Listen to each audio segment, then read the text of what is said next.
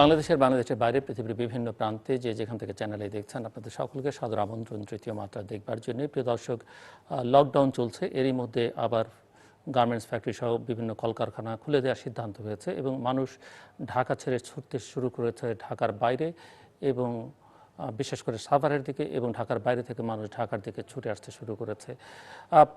পরিস্থিতি বাংলাদেশের একেবারেই নিয়ন্ত্রণের বাইরে এখন পর্যন্ত যেটি মনে হচ্ছে, কেননা প্রতিদিনই কোনো না কোনো রেকর্ড বাংলাদেশে করে তুলেছে, কখনো আক্রান্তের, কখনো মৃতের, কখনো পরীক্ষার বিপরীতে শনাক্তের। পর্যাপ্ত পরিমাণ পরীক্ষা করা যাচ্ছে না, একই সঙ্গে নানা রকমের সংকট আমরা দেখতে পাচ্ছি। হসপিটালে আইসিইউর সংকট, বেডের সংকট এবং টিকার সংকট তো আছেই। টিকা নিয়ে নানা রকমের প্রতিশ্রুতি নানান জায়গা থেকে আসছে, কিন্তু বাংলাদেশের প্রয়োজন অনুযায়ী যে পরিমাণ টিকা দরকার সেই পরিমাণ টিকার সংস্থান এখনও পর্যন্ত করা যায়নি। কাজেই বাংলাদেশের সিংহভাগ মানুষকে যতক্ষণ পর্যন্ত না ভ্যাকসিনেটেড করা যাচ্ছে ততক্ষণ পর্যন্ত কোভিডের সংকট থেকেই যাচ্ছে, অর্থাৎ কোভিডকে ঘিরে যে মৃত্যুর আশঙ্কা এবং মৃত্যুর সংকট, সেই সংকট থেকেই যাচ্ছে। এর সঙ্গে যুক্ত হয়ে আছে যে কারণে ফ্যাক্টরি খুলে দেওয়ার সিদ্ধান্ত নিতে হয়েছে জীবন জীবিকার সংকট। জীবনও রক্ষা করা যাচ্ছে না, জীবিকা নিয়েও সংকট। বাংলাদেশের অর্থনৈতিক সমৃদ্ধির কথা আমরা দীর্ঘদিন যাবৎ শুনছি, ব্যাংকে প্রচুর রিজার্ভ রয়েছে, আমরা পার ক্যাপিটা ইনকামে অনেক এগিয়ে গেছি। সব শুনবার পরেও মনে হচ্ছে যে জীবিকার যে সংকট সেটিও বাংলাদেশ আসলে মোকাবেলা করতে অনেক ক্ষেত্রেই সফল হচ্ছে না। এবং বাংলাদেশের রাজনীতি দীর্ঘদিন যাবতই অনুপস্থিত। অনেকেই মনে করেন, সরকারের সমর্থক গোষ্ঠীরাও আমরা সংসদে দেখেছি, তারা কথা বলছেন যে রাজনীতি আর এখন রাজনীতিবিদদের হাতে নেই, রাজনীতির জায়গাটা এখন প্রশাসনের কর্তা ব্যক্তিরা দখল করে নিয়েছেন। আর সংবাদ মাধ্যমে আমরা যেসব খবরাখবর দেখি বা সামাজিক যোগাযোগ মাধ্যমে, সেখানটাও রাজনীতির বাইরে কেউ কখনো হেলেনা জাহাঙ্গীর, কখনো ভিকারুননিসা স্কুলের অধ্যক্ষ, কখনো সম্পাদক পরিষদের সাধারণ সম্পাদকের পদত্যাগ, এইসব নানা বিষয় নিয়ে যেগুলো খুব একটা গুরুত্বপূর্ণ নয়, সেই সব বিষয় গুরুত্বপূর্ণ হচ্ছে সংবাদ মাধ্যমে এবং সামাজিক যোগাযোগ মাধ্যমে। মূলত দেশের এই যে রাজনৈতিক সংস্কৃতির অবক্ষয় এবং সামগ্রিকভাবে কোভিড পরিস্থিতি, এইসব বিষয় নিয়ে আমরা কথা বলবো। কথা বলবার জন্য আমাদের সঙ্গে স্টুডিওতে রয়েছেন আমার বাবা বস আছেন বাংলাদেশ আওয়ামী লীগের সাংগঠনিক সম্পাদক আহমেদ হোসেন, এবং ডানে রয়েছেন বাংলাদেশ জাতীয়তাবাদী দল বিএনপি দলীয় সাবেক সংসদ সদস্য জহিরুদ্দিন স্বপন। স্বাগত আপনাদের দুজনকেই তৃতীয় মাত্রায়। মিস্টার আহমেদ হোসেন, আপনাকে দিয়ে শুরু করতে চাই যে সাধারণ ছুটি, লকডাউন, শাটডাউন, কঠোর লকডাউন, ঈদের সময় একটা শিথিল করতে হলো, আবার হঠাৎ এর মধ্যেই যে 23 তারিখ থেকে 5 তারিখের মধ্যে যে কঠোর লকডাউন, তার মধ্যে আবার কলকারখানা খুলে দেওয়ার যে সিদ্ধান্ত হলো, এবং গতকালকে আপনি দেখছেন যে একদিকে ঢাকামুখী মানুষের ঢল, অন্যদিকে ঢাকা থেকে সাভারমুখী মানুষের ঢল। সো আসলে এরকম চলতে থাকলে আমরা কি কোভিড থেকে মুক্তি পাবো কিনা, এবং সরকার যে সিদ্ধান্ত অটল থাকতে পারছে না তার কারণ কি? ধন্যবাদ আপনাকে। আমরা তো কোভিডে আক্রান্ত, সারা পৃথিবীও আক্রান্ত। আমি আজকে দেখলাম ডেল্টা ভেরিয়েন্টে এখন 132টি দেশ আক্রান্ত। আমেরিকা এখন থার্ড ওয়েভ চলছে, যেখানে আপনার ভ্যাকসিনেটেড হয়ে গেছে, ইউকেতে ভ্যাকসিনেটেড হয়ে গেছে, তারপরে কিন্তু আক্রান্ত হচ্ছে ডেল্টা ভেরিয়েন্টে। অস্ট্রেলিয়া তো গতকালকে সেনাবাহিনী ডেপ্লয়মেন্ট করেছে। কাজেই টোটাল বৈশ্বিক সিচুয়েশনটা খারাপ, আমাদের দেশের অবস্থাও তো আছেই। সেই অবস্থায় গভর্নমেন্টের দিক থেকে করণীয় যাওয়া, যদি আপনি লকডাউন না করি, যেমন আপনি রেফারেন্স হিসেবে আনি চাঁপাইনবাবগঞ্জে যেভাবে আক্রান্ত হয়েছিল, লকডাউন দেওয়ার পরে কিন্তু সেটা কন্ট্রোল হয়েছে। খুলনা, রাজশাহী, এই যে অঞ্চলগুলো যেভাবে আক্রান্ত হয়েছিল, আগের চেয়ে কিন্তু ক্রমশ কমে আসছে লকডাউনের কারণে। কাজে লকডাউন দিয়ে কিন্তু অনেকটা কমে আসছে। তো ভারতীয় এই ভাইরাসটার কারণে কিন্তু আমরা বেশি এফেক্টেড হয়ে গেছি। কারণ প্রথমত কথা হলো যে আপনার সীমান্তবর্তী এলাকাগুলো, এই এলাকার মানুষগুলো কিন্তু চিকিৎসা বলেন, কোনো আপনার মার্কেটিং বলেন, তারা কিন্তু ভারতে চলে যায়। তা ঢাকা আসতে যত সময় লাগে, আপনার যত ব্যয় হয়, তার চেয়ে সহজ হচ্ছে আপনার ক্যালকাটা অথবা ইন্ডিয়া চিকিৎসার জন্য। আপনার সহজলভ্য, আবার ভালো মানের চিকিৎসাও পাওয়া যায়। সেই কারণে ভারত যখন ব্যাডলি অ্যাফেক্টেড হয়ে গেল, তখন অনেকেই সেখানে যারা ছিল তারা ফিরে এসেছে, তারা কিন্তু ওই ভাইরাসটা এফেক্টেড হয়ে আসে। যে কারণে সীমান্তবর্তী অঞ্চল কিন্তু একেবারে ব্যাডলি এফেক্টেড হয়ে গেছে। যে কারণে এখন আগে যে শহরে যেটা ছিল, গ্রামের মানুষ বিশ্বাসই করতো না, না এটা তো বড় লোকের অসুখ, এটা বড় লোকের রোগ, এটা শহরের, এটা আমাদের জন্য না। এখন কিন্তু গ্রামেও এটা কিন্তু ছড়িয়ে পড়েছে। আমি গ্রাম থেকে ঘরে ঘরে আছে। হ্যাঁ, আমি গ্রাম থেকে এসেছি, অনেকে মারা গেছে। কি তারপরেও দুঃখজনক হলো যে মাস্ক ব্যবহার করছে না। এত বলার পরেও মাস্ক ব্যবহার করছে। কেন মানুষ শুনছে না? একটা হলো যেমন ইউরোপের মানুষ, আমেরিকার মানুষ যতটা সচেতন, আমার দেশের মানুষ এতটা সচেতন হয়ে ওঠেনি। এবং গ্রামের মানুষ এখনো কিন্তু আপনি দেখেন একেবারে একসাথে বসে আড্ডা মারতেছে, চা খাচ্ছে, স্টলে বসে চা খাচ্ছে। এখন সব জায়গায় গিয়ে আপনি পুলিশ কী করবে? এখন এই বিষয়গুলো তো আমাদের প্রবলেম আছেই। তো এখানে আমাদের লকডাউন দিতে হচ্ছে, আবার লকডাউনকে ইজি করতে হচ্ছে। একটা হচ্ছে অর্থনীতি, আবার অর্থনীতিকেও বাঁচিয়ে না রাখলে আমার জীবনও বাঁচবে না, তখন অনাহারে মারা যাব, না খেয়ে না, মারা কিন্তু যখন আপনি 10 দিন আগেই বলছেন যে এবার কঠোর লকডাউন হবে, সব বন্ধ থাকবে, হ্যাঁ আবার আপনি কিছুদিন না যেতেই সব খুলে দিচ্ছেন, তার মানে হ্যাঁ, আপনি আমি আপনার কঠোর সিদ্ধান্তে থাকতে পারি না, স্থির থাকতে আমি পারছেন তো না। মানবিক। আমার তো গভর্নমেন্ট তো আপনার মানবিক। মানবিকতা যে শেষ পর্যন্ত অমানবিকতার রূপ না নিবে, না, আমার মানবিক। আমি কঠিন হচ্ছি জীবনকে রক্ষা করার জন্য, আবার ইজি হচ্ছি আবার আমার সেই জীবিকার জন্য। এখন আপনি যদি যেমন কালকে থেকে আপনার এক্সপোর্ট ওরিয়েন্টেড ইন্ডাস্ট্রি যেগুলো আছে, গার্মেন্টস সেক্টর খুলে দেওয়া হচ্ছে। এক্সপোর্ট যদি না হয় তাহলে আমার ডলার কোত্থেকে আসবে, বৈদেশিক মুদ্রা কোত্থেকে আসবে? কিন্তু বিশাল রিজার্ভ আছে। ওই রিজার্ভ তো থাকবে না, কয় মাসের আছে? আমার যে ভ্যাকসিন কিনতে হচ্ছে, ভ্যাকসিন স্টক করতে হচ্ছে, এতে আমার ডলার চলে যাচ্ছে না। কাজে আমাকে তো আর্নিং করতে হয়, আমাকে রাষ্ট্রকেও আর্নিং করতে হয়, উপার্জন করতে হয়। উপার্জন না করলে আপনার রাষ্ট্রের এই ব্যয়ভার কী ব্যয় বহন করবেন? আপনি যেটা বলছেন ভ্যাকসিন কিন্তু এখন ইনশাল্লাহ আগের জায়গায় নেই। আমরা এখন স্টক মোটামুটি হয়ে গেছে। আমরা ধরুন 7 আগস্ট থেকে ইউনিয়ন পর্যায়ে যাত্রা শুরু হবে। এখন গ্রামে গ্রামে ভ্যাকসিন দেওয়া শুরু হবে। ভ্যাকসিনের কোনো কমতি নেই, ঘাটতি নেই। এবং আমি এটা বলবো, প্রধানমন্ত্রী শেখ এখন হাসিনার পর্যন্ত ভ্যাকসিন সেই পরিমাণে, যে পরিমাণে এসছে তার তো একটা বড় অংশ আরও পাইপলাইনে আসছে। আমি আরও কথা বলি, আপনি কারণ চীন থেকে কিছু টিকা আপনার কিনেছেন, ভ্যাকসিন ভারত থেকে কিছু টিকা কেনা, আর যুক্তরাষ্ট্র থেকে কিছু না না উপহার না, সামগ্রী। ভ্যাকসিন কূটনীতিতে আমি এক কথা বলবো, এটা গর্বের সাথে বলবো, প্রধানমন্ত্রী শেখ হাসিনা মুনশেরা দেখিয়েছেন।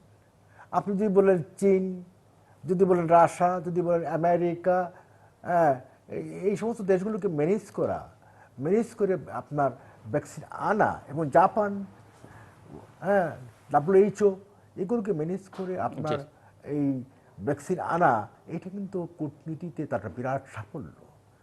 চীন থেকে আনলে অন্যরা ক্ষুব্ধ হইতে পারে, ওই জায়গাটা ম্যানেজ করেছেন। রাশিয়া থেকে আনলে অন্যরা ক্ষুব্ধ হইতে পারে, আর ওয়ার্ল্ড পলিটিক্সের বিষয় তো আছেই, তাই না? সুতরাং আমরা যেমন জাপান থেকে কিন্তু আমরা 30 লাখ অ্যাস্ট্রাজেনেকা আসছে, আজকে বোধহয় 8 লাখ এসে গেছে। কাজেই এখন আমাদের ভ্যাকসিনের সেই সমস্যা হচ্ছে না, কারণ আমরা চুক্তি হয়ে গেছে, এবং রাশিয়ার সাথেও চুক্তি হওয়ার পথে, আমেরিকার থেকেও আসছে ফাইজার, এবং ওয়ার্ল্ড হেলথ অর্গানাইজেশন, যেটা কোভ্যাক্স না, কোভ্যাক্স থেকে তারা দিচ্ছে কিন্তু আমাদেরকে। এটা হচ্ছে আমাদের গভর্নমেন্টের সবচেয়ে বড় সফলতা। মিস্টার জহিরুদ্দিন স্বপন, কোভিড পরিস্থিতি এবং সেটি বাংলাদেশ কিভাবে অ্যাড্রেস করছে বলে বা কতটা করতে পারছে বলে মনে হয় আপনার কাছে? ধন্যবাদ আপনাকে, এবং তৃতীয় মাত্রা সম্মানিত দর্শকদেরকেও ধন্যবাদ, এবং আমাদের ছাত্র জীবনের আমরা প্রিয় সহকর্মী আওয়ামী লীগ নেতা জনাব আহমেদ হোসেন সাহেবের কাছ থেকে এতক্ষণ সরকারের যে কোভিড পরিকল্পনা, মোকাবেলা, টিকা, ভ্যাকসিনেশন, লকডাউন ইত্যাদি সম্পর্কে ওনার মুখ থেকে শুনছিলাম। ইতিমধ্যে এটা খুব পরিষ্কার যে সরকারের এ বিষয়ের সকল ধরনের তৎপরতাই একটা স্ববিরোধিতার মধ্যে ঘুরপাক খাচ্ছে প্রথম থেকেই। এবং যখন সারা পৃথিবীতে করোনা শুরু হলো, আপনাদের নিশ্চয়ই মনে আছে, তখন ধানমন্ডিতে উপনির্বাচন করছে এই সরকার, গত বছর 2020-এর মার্চে, 5ই মার্চে। এবং এমনকি সরকার প্রধান নিজেও সেখানে ভোট দিতে গিয়েছিলেন। এর পরপরই 20শে মার্চ থেকে সমস্ত কিছু বন্ধ হয়ে গেল, এবং স্কুল কলেজ আজ পর্যন্ত বন্ধ। এর মধ্যে বিভিন্ন পাবলিক প্লেসে দোকানপাট বারবার খুলেছে, বারবার বন্ধ হচ্ছে, কিন্তু স্কুল কলেজ একেবারেই বন্ধ রহস্যজনক কারণে। এর কোনো সঠিক ব্যাখ্যা আজ পর্যন্ত কেউ দিতে পারছে না সরকারের পক্ষ থেকে। বাংলাদেশে যদি WHO নিয়ম অনুযায়ী নিরাপত্তার মাত্রায় যেতে হয় তাহলে শতকরা 80% জনসংখ্যাকে টিকার আওতায় আনতে হবে। তাতে 13 কোটি মানুষকে টিকা দিতে হবে। 13 দুগুণে 26 কোটি টিকা লাগবে। এবং এর মধ্যে বয়স্ক লোকের সংখ্যা আপনার খুব 60-এর ঊর্ধ্বে, এমনদের সংখ্যা প্রায় শতকরা 25%। তো সেই হিসাবে যে টিকা অগ্রাধিকার ভিত্তিতে তাদের দেয়া দরকার। আবার স্কুল কলেজ বিশ্ববিদ্যালয়ে যারা যাচ্ছে, বিশেষ করে আপনার বিশ্ববিদ্যালয়ের হলগুলিতে স্বাস্থ্যকর্মী ডাক্তার এরা অগ্রাধিকার পায়। এই ধরনের হিসাব নিকাশ করলেও যে মিনিমাম যে পরিমাণ টিকা সংগ্রহ করা দরকার সেই টিকা কিন্তু এখন পর্যন্ত বাংলাদেশ নিশ্চিত করতে পারেনি। কেবলমাত্র কোভ্যাক্সের কিছু উপহার, ভারত থেকে আসা সামান্য কিছু উপহার, কিন্তু টিকা বাংলাদেশ চাইলেও এখন কতটা কিনতে পারবে কতটা পারবে না সেটা কিন্তু একটা অনিশ্চয়তার মধ্যে পড়ে আছে। যে টিকার জন্য বাইরের থেকে কিন্তু প্রচুর টাকা এসছে। হ্যাঁ, ওয়ার্ল্ড ব্যাংক, এশিয়ান এখন কিন্তু টাকার সমস্যা নাই, এবং সরকার সম্ভবত এই অর্থের সংকুলনের উপরে ভর করেই বেশ বড় বড় লম্বা লম্বা কথা বলছে। কিন্তু ব্যবস্থাপনার সংকট আর তহবিলের সংকট কিন্তু এক না। তহবিল নিয়ে কিন্তু কেউ কোনো কথা বলছে না, কেননা গোটা বিশ্বই এই বিষয়ে কিন্তু এগিয়ে আসছে। প্রশ্নটা হচ্ছে ব্যবস্থাপনার। সময় মতো যদি উদ্যোগটা নেওয়া হতো তাহলে আরো অনেক টিকা পাওয়া যেত, কিন্তু তখন রহস্যজনক কারণে একমাত্র ভারতের সিরাম ইনস্টিটিউটের উপরেই বেক্সিমকোর মাধ্যমে, বেক্সিমকোর ব্যবসায়িক স্বার্থের কারণে যে নির্ভরশীলতা, সে কারণে অন্য কোনো উৎসের দিকেই সরকার খেয়াল করলো না, এবং সে কারণে এখন তারা কিন্তু টিকা চাইলেও পারবে কিনা সন্দেহ আছে। এর সঙ্গে তো আপনার ডেল্টা ভেরিয়েন্ট সহ অন্যান্য কোন ভেরিয়েন্ট কোন টিকাতে কাজে লাগতে পারে কাজে লাগবে না ইত্যাদি নানান রকম প্রশ্ন রয়ে গেছে। 26 কোটি টিকা যে বাংলাদেশকে নিশ্চিত করতে হয়, তার মধ্যে এ পর্যন্ত মাত্র প্রথম ডোজ টিকা দিয়েছে 80 লক্ষের মতো গত 28শে জুলাই হিসাবে দেখলাম। দ্বিতীয় ডোজ টিকা দিয়েছে মাত্র 40 লক্ষ মানুষ। কোথায় আপনার 26 কোটি আর কোথায় 40 লক্ষ? এই ব্যবধানটা দেখলেই কিন্তু বোঝা যায়। যদি শতকরা 50% মানুষকেও দেওয়া যায়, তাহলে কিন্তু প্রতিদিন গড়ে 6 লক্ষ করে টিকা দিতে হবে। এটা জাস্ট পরিসংখ্যান। তো মুখে মুখে রাজনীতি করলাম, বক্তৃতা করলাম, আমাদের দেশের মানুষ যেহেতু সহজ সরল সাধারণ এবং নিচু তলায় যেহেতু শিক্ষা দীক্ষার অভাব আছে, এবং যেহেতু গণমাধ্যম আমরা নিয়ন্ত্রণ করি, সে কারণে এই ধরনের ভাষা ভুল তথ্য বলে এক ধরনের হাইপ তোলা যায়। কিন্তু স্বাস্থ্যের মতো একটা বিষয় তো সম্পূর্ণই বিজ্ঞান, এবং কি পরিমাণ টিকা আসছে কি পরিমাণ টিকা আসছে না, মানুষের বয়স কত, কোন বয়সের মানুষের কি ঝুঁকি, এই সবটাই কিন্তু এক ধরনের বৈজ্ঞানিক তথ্য এবং পরিসংখ্যানের উপরে নির্ভর করে। সেই বিবেচনায় আমরা গোটা দেশ একটা ঝুঁকির মধ্যে আছি, তা কেবলই সরকারের টিকা সংক্রান্ত রোডম্যাপের অভাবের কারণে, যে রোডম্যাপ এখন পর্যন্ত সরকার কিন্তু করতে পারেনি। লকডাউন নিয়েও সেই একই অবস্থা। মুখ রক্ষা করার জন্য লকডাউন শব্দটা ব্যবহার করা হচ্ছে, কিন্তু লকডাউনকে মেন করা হচ্ছে না। আপনার পিছনেই এই মুহূর্তেই যে ফেরির ছবি দেখা যাচ্ছে, এবং এই যে আসা যাওয়া ইত্যাদি মিলিয়ে, অথবা অন্যান্য সমস্ত ক্ষেত্রে জনসমাগমের ক্ষেত্রে দেখা যাচ্ছে যে সরকার কিন্তু সেই পরিমাণ সতর্কতা সাবধানতা মেন করতে পারছে না। হ্যাঁ, গণমাধ্যমে লকডাউন দেই নাই এই অভিযোগকে দূর করার জন্য এক ধরনের লকডাউন ঘোষণা করা হচ্ছে, আবার অর্থনীতি নিষ্ক্রিয় হয়ে পড়ছে সেই অভিযোগ থেকে রক্ষা পাওয়ার জন্য আবার একই সঙ্গে দেখা যাচ্ছে যে বিভিন্ন ধরনের শিল্প প্রতিষ্ঠানগুলিকে খোলা রাখা হচ্ছে, শপিং মল বিভিন্ন সময় খুলে দেওয়া হচ্ছে। এই সব কিছু মিলিয়ে এক কথায় যেটা বলা যেতে পারে যে সরকার কেবলমাত্র পরিস্থিতির সঙ্গে তাল মিলিয়ে চলছে, কিন্তু পরিস্থিতির ভয়াবহতাকে সঠিকভাবে অনুভব করা, উপলব্ধি করা, এবং সেই অনুযায়ী একটা রোডম্যাপ তৈরি করা, এবং সেই রোডম্যাপ অনুযায়ী লজিস্টিক্সগুলিকে ম্যানেজ করা, এটা কিন্তু এখন পর্যন্ত সরকার করতে পারেনি। এবং এই না পারাটার কোনো সরল স্বীকারোক্তি, এবং এটার জন্য অন্য সকল শক্তিগুলিকে যে সমাবিষ্ট করা, সমাজের অন্যান্য স্টেক হোল্ডারকে জড়ো করে এটাকে একটা জাতীয় সমস্যা হিসেবে চিহ্নিত করে সমাধানের জন্য একটা জাতীয় ঐক্যমত তৈরি করা, সে বিষয়ে কিন্তু তার কোনো আগ্রহ নাই। কেবলমাত্র লোক দেখানো এবং অভিযোগ থেকে মুক্তি পাওয়ার একটা কৌশল ছাড়া, আর পরিস্থিতির সঙ্গে তাল মিলিয়ে চলা ছাড়া সরকারের কর্মকাণ্ডের মধ্যে কিন্তু আর তেমন কিছু কোনো বিশেষজ্ঞ খুঁজে পায়নি। জি, আহমেদ হোসেন, আপনি শুনছিলেন এবং আপনি বলবেন, কিন্তু আমি তার সঙ্গে আরেকটা বিষয় যুক্ত করে দিতে চাই যে আমরা গত বছরের শুরুর দিকে যেমনটা লক্ষ্য করছিলাম যে প্রস্তুতির অভাব, প্রায় সকল দেশেরই ছিল, সেটি বাংলাদেশেরও ছিল। অব্যবস্থাপনা, অনিয়ম, দুর্নীতি এগুলো বড় বড় সংবাদ হয়ে এসেছিল। বছর শেষে এসে পরিস্থিতি বাংলাদেশ মোটামুটি খানিকখানি নিয়ন্ত্রণে নিয়ে আসতে পেরেছিল এবং বিশ্বের যে 20টি দেশ সবচেয়ে বেশি ভালো করছিল, বাংলাদেশ তার মধ্যে একটি। প্রধানমন্ত্রী সতর্ক করছিলেন বা বলছিলেন যে মার্চ নাগাদ দ্বিতীয় ঢেউ আসতে পারে এবং সেটি আসলো, কিন্তু আমরা এবারও দেখলাম যে প্রস্তুতির সেই অভাব, একই রকমের অভাব। এবং দুর্নীতি যেটি গত বছর এত আলোচিত হলো, স্বাস্থ্য খাতের দুর্নীতি এবছরও বেশ ভালোভাবেই আছে। এমনকি স্বাস্থ্যমন্ত্রীর আত্মীয় স্বজনের দুর্নীতির খবর, এবং সেটি গোপালগঞ্জে গিয়ে গোপালগঞ্জের মেডিকেল কলেজ হসপিটালে বঙ্গমাতার নামে সেই হসপিটালে পর্যন্ত দুর্নীতির খবরাখবর বেরোয়। প্রতিদিনই কোনো না কোনো কাগজ আমরা দেখি যে এই হসপিটালে কেনাকাটায় এই অনিয়ম, এই দুর্নীতি। তো আসলে এই পরিস্থিতিতে যদি দুর্নীতিতে আচ্ছন্ন হয়ে পড়ে একটি মন্ত্রণালয়, গুরুত্বপূর্ণ মন্ত্রণালয়, তার দপ্তরসমূহ, তাহলে আসলে পরিস্থিতির কি উন্নতি হবে? আর এই কথার মধ্যে, কথামালার মধ্যেই তো সবকিছু সীমাবদ্ধ থাকছে। জিদুল ভাই, আমি এই কোভিডের মাঝে এটাই আমাদের কাছে ফার্স্ট প্রায়োরিটি, কোভিড চ্যালেঞ্জ।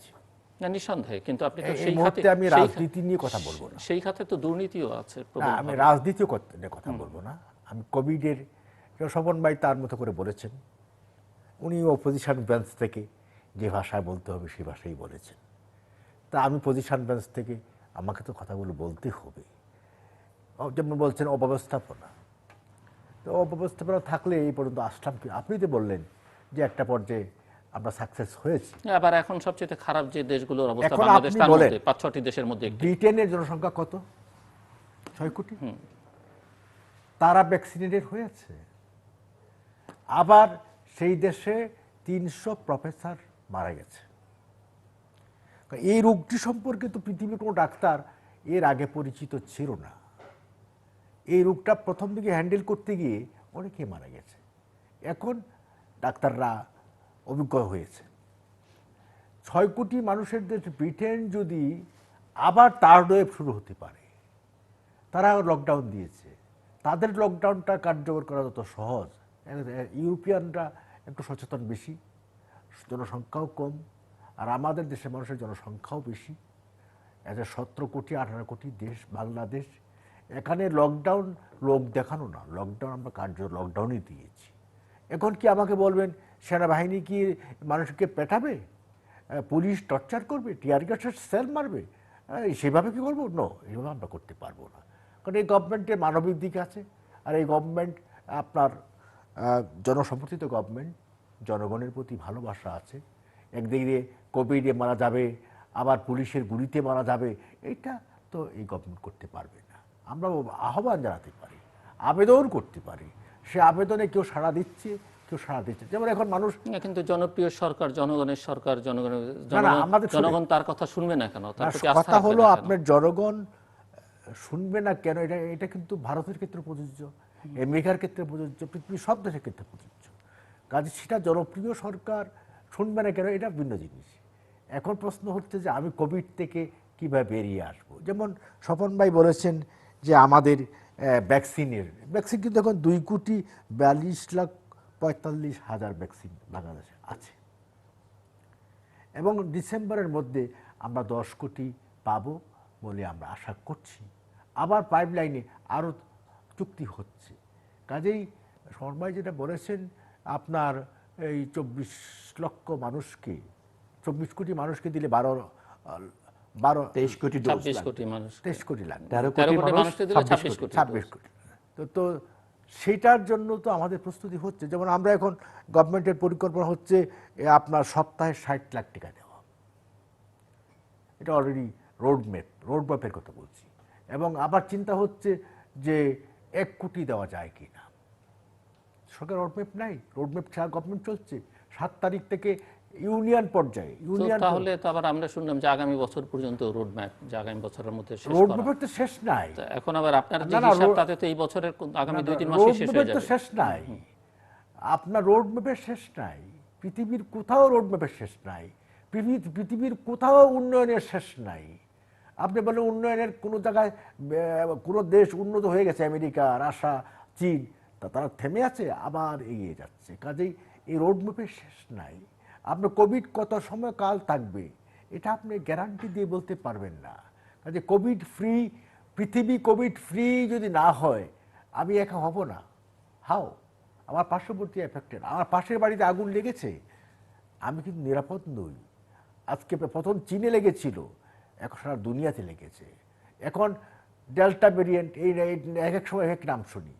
একবার শুনলাম ইন্ডিয়ান ভেরিয়েন্ট, এখন শোনা হচ্ছে ডেল্টা ভেরিয়েন্ট, আবার পরে আবার কোন ভেরিয়েন্টের নাম হবে কে জানে। কাজেই এখন ডেল্টা ভেরিয়েন্টে 132টা কান্ট্রি এফেক্টেড হয়ে গেছে। কাজেই আমরা গভর্নমেন্টের পক্ষ থেকে আমাদের একটা সন্তুষ্টি এখন আছে। যেমন পত্রপত্রিকা আগে আসতো ভ্যাকসিন নেই, ভ্যাকসিন নেই, এখন পত্রিকাগুলো বলছে যে ভ্যাকসিন আছে। আমার অর্থের কথা বলছেন, হ্যাঁ অর্থ আছে, অর্থ আছে এবং ভ্যাকসিন আনার প্রক্রিয়াও আছে। আমি আগেই যেটা বলেছি যে ভ্যাকসিন আসছে, সেই পাইপলাইন চুক্তি হচ্ছে, প্রতিদিনই তো আসতেছে। গতকালকে আসছে বোধহয় 30 লাখ আপনার সিনোফার্মের, আজকে আসছে 8 লাখ, প্রায় প্রতিদিনই আসছে। জাপান থেকে আসছে মনে হয় 30 লাখ 8 লাখ, তো জাপান থেকে 30 লাখ আসবে অ্যাস্ট্রাজেনেকা, সুতরাং আসতেছে। আর পৃথিবীতে তো আপনার ভ্যাকসিন প্রোডাকশন তৈরি হচ্ছে, ভ্যাকসিন তো থেমে নেই। পৃথিবীর যে সমস্ত দেশে ভ্যাকসিন প্রোডাক্ট হয় সেই দেশের প্রোডাকশন কি বন্ধ আছে? তারাও তো বাণিজ্যিক কারণে প্রোডাকশন করছে, আপনি তাদের সাথে আমাদের চুক্তি হচ্ছে, সুতরাং চুক্তি মোতাবেক তারা আমাদেরকে ভ্যাকসিন দেবে, এই ব্যাপারে কোনো প্রবলেম নেই, ব্যবস্থাপনার কোনো ত্রুটি নেই। কাজেই এখন বলার জন্য বলা, রোগীরা তো হসপিটালে বেড পাচ্ছেন না, আমি আইসিইউ সংকট, অক্সিজেনের সংকট, এই এবং প্রশ্নে আসি। এর মধ্যে ডেঙ্গু, চিকুনগুনিয়া এগুলো যুক্ত হয়ে এইটা আছে। পড়ছে। আমি ধরেন আগে যেমন আমাদের পিসিআর ল্যাব, এখন কিন্তু আপনার র্যাপিড অ্যান্টিজেন টেস্ট, এটা কিন্তু উপজেলা পর্যায়ে আছে এখন। এখন আপনি এখানে গেলে টেস্ট করতে পারবেন এবং 8 ঘন্টার মধ্যে রেজাল্ট হয়ে যাচ্ছে। আমি গতকালে কথা বলেছি আমার এলাকার হেলথ কমপ্লেক্সের যে প্রধান, সে বলতে স্যার আমাদের এখানে 10টা বেড রেখেছি, 50টার মধ্যে 10টা রেখেছি কোভিডের জন্য আর 40টা অন্য রোগীদের জন্য, আমরা 8 ঘন্টার মধ্যে টেস্ট করতে পারছি। আমি ডিসিলের কথা বলেছি যে আর যে 1 কোটি টাকা যে আপনাদেরকে দেওয়া হলো সেটা কীভাবে ডিস্ট্রিবিউট করছেন, যে হ্যাঁ জেলাওয়ারি পেয়েছি, আমি পেয়েছি নেত্রকোনা জেলায় পেয়েছি আমি 1.5 কোটি, খাওয়ার জন্য আমরা স্টক করে রেখেছি। এখানে 15 কেজি চাল, আলু, ডাল এগুলো রেখে প্যাকিং করে রেখে দিয়েছি, যখনই লোকজন আসছে আমরা দিয়ে দিচ্ছি, কোনো সমস্যা হচ্ছে না। এবং তিনি আমাকে বললেন যে আপনি যদি কোথাও বলেন আমি তার সেখানে পাঠিয়ে দেবো, মানে তাহলে খাদ্যের কোনো প্রবলেম হচ্ছে না সেদিকে। কিন্তু আপনার সারা দেশেই কিন্তু প্যাকেজ যেগুলো প্যাকেজ ঘোষণা করেছে প্রধানমন্ত্রী, প্যাকেজ ডিক্লেয়ার করেছেন 450 কোটি টাকা, এটা প্যাকেজ একেবারে দিনমজুর গরিব মানুষ শহরে এবং গ্রামে সেগুলো কিন্তু, এবং 2,500 টাকা করে দিচ্ছেন, এবং এটা চলে গেছে কিন্তু অলরেডি। এবং ঈদের আগে আমি নিজে গ্রামে দেখে আসছি, আমার সুযোগ আছে কারো গ্রামে দেখার। ইউনিয়ন কাউন্সিলে প্রতিটা ইউনিয়নে জনসংখ্যার ভিত্তিতে কোথাও আপনার 15 টন বাংলাদেশে তো দরিদ্রের সংখ্যা হু হু চাল করে দেওয়া হচ্ছে। বাড়ছেই। দরিদ্র সংখ্যা তো আমরা 19-এ চলে আসছিলাম 22-এ, এখন এই কোভিডের কারণে যে তো সব জায়গায় বাড়ছে, খালি বাংলাদেশে কেন? 43-44 ছাড়িয়ে গেছে। এখন আপনি তো বলি আমেরিকায় 1.5 কোটি লোক বেকার হয়ে গেছে, হ্যাঁ সব জায়গায় বাড়ছে। কাজে অর্থনীতি এইরকম একটা সময় যে দুর্নীতির খবরাখবরগুলো এখন বেরোচ্ছে। কোভিড শুধু জীবন নিচ্ছে না, কোভিড অর্থনীতিকে নিচ্ছে। কোভিড জীবনকে গ্রাস করছে না, একেবারে সমাজটাকে গ্রাস করছে। আপনজন মারা যাচ্ছে, দেখতে যেতে পারি না। কিন্তু স্বভাব তো বদলাচ্ছে না। যেমন আশ্রয়ণ প্রকল্পের কথা যদি বলি, আশ্রয়ণ প্রকল্প, সেটিকে ঘিরে যা হলো, হ্যাঁ এটার জন্য ইনকোয়ারি শুরু হয়ে গেছে। আপনার শরীর আছে, রোগ আছে, আবার ট্রিটমেন্টও তো আছে। আপনার শরীরে রোগ হতে পারে না, সর্দি কাশি হতে পারে না, জ্বর হতে পারে না, ট্রিটমেন্টও আছে। রাষ্ট্র একটা সেরকম একটা বডি, এই বডিটার মধ্যে আবার এক এক সময় এক এক প্রবলেম তৈরি হতে পারে, হয়, আগে হয়েছে, আগামী দিনে হবে। আবার সাথে সাথে গভর্নমেন্ট এটাকে সাপোর্ট করছে না এটা নিরাময়ের চেষ্টা করছে, সেটাকে আপনি দেখতে হবে। দুর্নীতির ব্যাপারে আপনি বলছেন কারাপশন, যেখানে করাপশন হচ্ছে সেখানে করাপশনদের তাদের বিরুদ্ধে সরকার ব্যবস্থা গ্রহণ করছে কি না সেটা আপনি দেখতে হবে। যারাই করাপশন করছে তাদের, যেমন আপনারা বলছেন এক সময় কোথায় সেটা আপনার এই কোথায় একটা প্রবলেম দুর্নীতির বালিশ কাণ্ড, যে বালিশ কাণ্ডের পরে সরকার কিন্তু ইনকোয়ারি করে দুর্নীতিবাজদের ধরেছে, অ্যারেস্ট করেছে, এবং এটা অলরেডি কিন্তু ব্যবস্থা হয়ে গেছে। যেখানেই দুর্নীতি হচ্ছে সেখানেই কিন্তু অ্যাকশন হচ্ছে। ইভেন আপনি যদি বলেন আওয়ামী লীগের এমপি যারা, তাদের বিরুদ্ধেও কিন্তু দুদক একসাথে গিয়েছে, অনেক এমপিরা কিন্তু অ্যারেস্ট হয়েছে, তাদের বিরুদ্ধে কিন্তু এখন দুদক আপনার মামলা করেছে এবং অনুসন্ধান চালিয়ে যাচ্ছে। কাজে আমাদের পার্টির নেতাকর্মী বলেন, আপনি কি দেখেন নাই যুবলীগের নেতারা যারা দুর্নীতি করেছিল তারা কোথায় এখন জেলখানায় আছে না? অনেকে জেলখানায় আছে।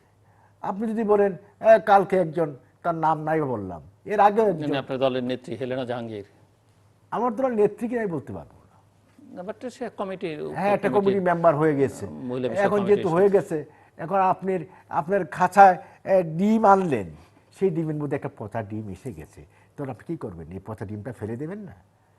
কাজেই জীবন চলার পথে এরকম কিছু হয়, এটা সব জায়গায় হয়। কাজে রাজনীতিতেও ভালো থাকে, কিছু মন্দও থাকে, কাজে মন্দটাকে আপনার সমর্থন করি কিনা সেটা হচ্ছে প্রশ্ন, মন্দটা থেকে আমি বাঁচার চেষ্টা করছি কিনা সেটা হচ্ছে প্রশ্ন, গভর্নমেন্ট নিরাময়ের চেষ্টা করছে কিনা সেটা হচ্ছে প্রশ্ন, দুর্নীতির ব্যাপারে গভর্নমেন্ট সিরিয়াস কিনা, যে দুর্নীতি মানি না, দুর্নীতি মুক্ত বাংলাদেশ প্রতিষ্ঠা করব, জিরো টলারেন্স, ওই জায়গাটা গভর্নমেন্ট আছে কিনা সেটা স্বপন কিভাবে দেখেন? না, আমার মনে হয় যে আলোচনাটা যেখানে ফোকাসড হওয়া দরকার সেই জায়গাটাতে আমরা থাকতে পারছি না।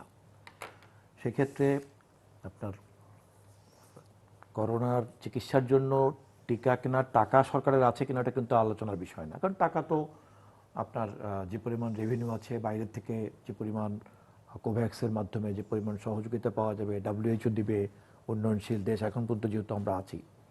কিন্তু প্রশ্ন হচ্ছে যে এই টিকাটা তো সারা পৃথিবীতেই চাহিদা চলছে এবং টিকা উৎপাদনকারীও কিন্তু খুব লিমিটেড, যে কারণে ভারতকে এত বন্ধুত্বের কারণে সবাইকে বাদ দিয়ে ভারতের কাছ থেকে এই টিকাটা নিতেই হবে, আর কারো কাছ থেকে নেওয়া যাবে না, এবং ব্যবসাটা শুধুমাত্র বেক্সিমকোকেই দিতে হবে, সেখানেই কিন্তু আটকে গেল। এবং এই যে এই ধরনের একটা সমস্যাতে আটকে গেল, প্রথমত যে এই ধরনের একটা মরণ ব্যাধিকে দূর করার জন্য দুষ্প্রাপ্যতা সম্পর্কে সরকারের নীতি নির্ধারকদের কোনো ধারণা নাই।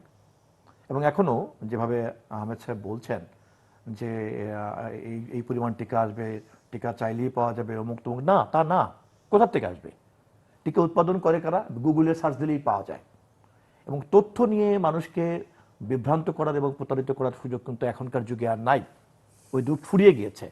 সারা পৃথিবীতে আগামী 1 বছরে কি পরিমাণ টিকা উৎপাদন হবে তা যে কোনো লেম্যান কিন্তু বলে দিতে পারে। এবং সেই হিসাবে বাংলাদেশ কার কার সঙ্গে চুক্তিবদ্ধ আছে আর কার কার সঙ্গে নাই, অথবা চাইলে আগামী 6 মাসে কার কার সঙ্গে চুক্তি করতে পারবে, তাও কিন্তু যে কোনো লেম্যান বলে দিতে পারে। আর দরকার হলো 26 কোটি, যদি 80% মানুষকে দিতে হয়, তাহলে 26 কোটি টিকা আমার দরকার। কি পরিমাণ টিকা পৃথিবীতে উৎপাদন হচ্ছে এবং চাইলেই আমি কি পরিমাণ টিকা আগামী 6 মাসে চুক্তি করতে পারবো, আর দান খয়রাত কতটা পাবো, এই তো, আর তো কোনো উৎস নাই। হয় আমাকে অনুদান পেতে হবে, তাহলে আমাকে কিনতে হবে, কিনলে পরে আবার উৎপাদনকারী আমার সঙ্গে চুক্তিতে রাজি হতে হবে, কেননা তার টিকা কেনার জন্য আরো অনেকেই প্রতিযোগিতা করে তাকে অর্ডার দিয়ে বসে আছে। ইভেন বাংলাদেশের টিকা দেওয়া বন্ধ করে দিল, কারণ মোদী সরকার নিজেই বিপদে পড়ে গেল। মোদী দেখেন কত লম্বা লম্বা কথা বললো, বক্তৃতা করলো, এবং সারা পৃথিবীর মানুষকে সে ভারতের ভোট আদায় করার জন্য যেরকম কথা বলে ভারতীয় সাধারণ জনগণের উদ্দেশ্যে, সেইভাবে একটা বক্তৃতা দিয়েছিলেন উনি। এখন সমস্ত পৃথিবীর কাছে কিন্তু উনি একটা এরকম গুরুত্বপূর্ণ রাষ্ট্রনায়ক হিসেবেও কিন্তু বোকা সেজে গেছেন। এমনকি বাংলাদেশের ন্যায্য প্রাপ্য টাকা দিয়ে বসে আছে আমি, সেই চুক্তি পর্যন্ত লঙ্ঘন করতে বাধ্য হয়েছে শ্রাম তার সরকারের চাহিদার কারণে। ফলে আপনি চাইলেই টিকা পাবেন, এই কথা কিন্তু বলে বলে সরকারকে খুশি করা যেতে পারে, কিন্তু মানুষ কিন্তু এটা বোঝে খুব ভালো করি। এটা খুব পরিষ্কার হওয়া দরকার। সেই জন্য এই বিষয়ে কিন্তু একটাই মতো ফোকাস পয়েন্ট, সেটা হচ্ছে খুব তথ্য এবং পরিসংখ্যানের ভিত্তিতে কি পরিমাণ টিকা লাগবে, কি পরিমাণ টিকা উৎপাদন হচ্ছে, এবং সেই পরিমাণ টিকা যদি আমার আনতে হয় তাহলে আমি সেই চুক্তি করতে পারছি কি পারছি না, পারলে পরে কতটা আসবে, না পারলে পরে সেই ঘাটতি আমি মোকাবেলা করতে পারবো না। যদি আবার ওয়েভ তৈরি হয়ে যায় যা প্রকৃতির উপরই নির্ভর করে বেশিরভাগটাই, সেক্ষেত্রে এই মৃত্যুর জন্য কে দায়ী হবে? এর টিকা সংক্রান্ত আলাপ। দুর্নীতির বিষয়ে আসেন, দুর্নীতি অন্য সব আলোচনা বাদ দিলাম, এই শুধুমাত্র কোভিডের মতো একটা মরণ ব্যাধিকে কেন্দ্র করে যে পরিমাণ বাজেট দিতে হচ্ছে, যে পরিমাণ প্যাকেজ দিতে হচ্ছে, তার বিভিন্ন দুর্নীতির খবর আমি বিএনপির কর্মী, আমার মুখ থেকে না শুনে প্রতিদিনকার পত্রিকার যদি ক্লিপিংটা জোগাড় করেন তাহলে পেয়ে যাবেন যে কি পরিমাণ দুর্নীতি হচ্ছে।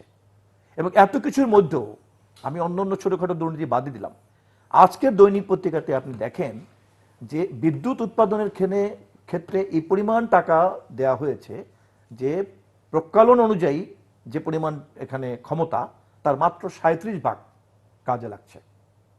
তার মানে বাকি 63% অপ্রয়োজনীয় এখানে উৎপাদনে টাকা দেওয়া হয়েছে। এই কি জানি ওই ইয়েটা করলেন কি খুব দ্রুত কুইক রেন্টাল, হ্যাঁ কুইক রেন্টাল পাওয়ার, এবং এগুলি শুধুমাত্র তারপরে আবার ক্যাপাসিটি চার্জ, উৎপাদন করেন না করেন তাদেরকে ক্যাপাসিটি চার্জ দিতে হচ্ছে। এইভাবে রাষ্ট্রীয় পৃষ্ঠপোষকতায় বড় বড় দুর্নীতিবাজদেরকে লালন পালন করার জন্য বিদ্যুতের মতো এরকম জরুরি খাতে এইভাবে টাকা দেওয়া হলো। গত 9-10 বছর যাবৎ এই দুর্নীতিটা চলছে। ছোটখাটো দুর্নীতি, বালিশের দুর্নীতি আর ইসের দুর্নীতি তো বাদই দিলাম, এসব দুর্নীতি তো আছেই। হ্যাঁ হ্যাঁ, মাঝে মধ্যে মনে করেন কিছুক্ষণ আগে আপনার দলের এক নেত্রীর নাম বললেন, এর আগে যুবলীগের এক নেতার নাম শুনছি আমরা, পত্রিকায় বড় বড় করে ছবি আসতেছে। র্যাবেরও তেমন আর কোনো বোধহয় কাজ নাই এই ধরনের আওয়ামী লীগের নেতা নেত্রী, যুবলীগের নেতা নেত্রী ধরার জন্য র্যাবও একেবারে মহড়া করে গিয়ে হাজির হয়ে যাচ্ছে। আবার পক্ষের পত্রপত্রিকা যেগুলি আছে তারাও এটাকে খুব বড় করে ছাপানোর জন্য এক ধরনের কি বলে পারসেপশন ম্যানেজমেন্টের জন্য করা হচ্ছে। এগুলি কিন্তু আজকালকার সচেতন নাগরিকরা সকলেই কিন্তু কম বেশি বোঝে। ফলে কোভিড ম্যানেজমেন্ট বলেন আর আপনার দেশের সুশাসন বলেন, দুর্নীতির ব্যবস্থাপনা বলেন, সব ক্ষেত্রেই কিন্তু সরকারের একটা ব্যর্থতা রয়ে গেছে, এবং এই ব্যর্থতাগুলি তার ঢাকার জন্যই তাকে নির্বাচনটাকেও পাশ কাটিয়ে চলতে হচ্ছে। যে কারণে বিগত দুইটি নির্বাচন তাকে পাশ কাটিয়ে চলতে হয়েছে। নির্বাচনকে মোকাবেলা করা, জনগণকে মোকাবেলা করা, একটা অবাধ নির্বাচনের সামনে যাওয়া সম্ভব না। আবার সেই ধরনের একটা অপকর্ম করার জন্য রাষ্ট্রকে ব্যবহার করতে হচ্ছে।